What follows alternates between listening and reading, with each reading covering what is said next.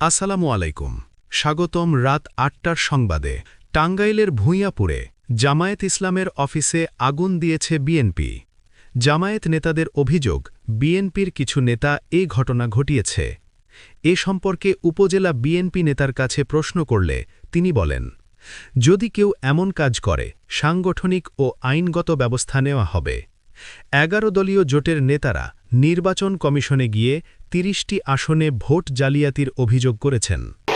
ফলাফল শিটে ওভাররাইটিং, এজেন্টদের কেন্দ্র থেকে বের করা, কার্বন কপি না থাকা, পোলিং এজেন্টের স্বাক্ষর না নেওয়া, এই সব অনিয়মের প্রমাণ পাওয়া গিয়েছে। জমা দেওয়া হয়েছে পুনঃগণনার আবেদন। অভিযোগ অনুযায়ী অনেক আসনে প্রকৃত বিজয়ীরা হারানো দেখানো হয়েছে। জাতীয় নাগরিক পার্টির মুখপাত্র আসিফ মাহমুদ বলেন, নির্বাচনের পর নৈরাজ্য ও জুলুমতন্ত্র চলছে, এই অন্যায় অবিলম্বে বন্ধ করা হোক। নির্বাচনের প্রক্রিয়া, অনিয়ম এবং সহিংসতার মধ্য দিয়ে দেশ আবারও প্রশ্নবিদ্ধ পরিস্থিতির মুখোমুখি। সত্য ও হলুদমুক্ত খবর পেতে ফলো করুন জনতার খবর।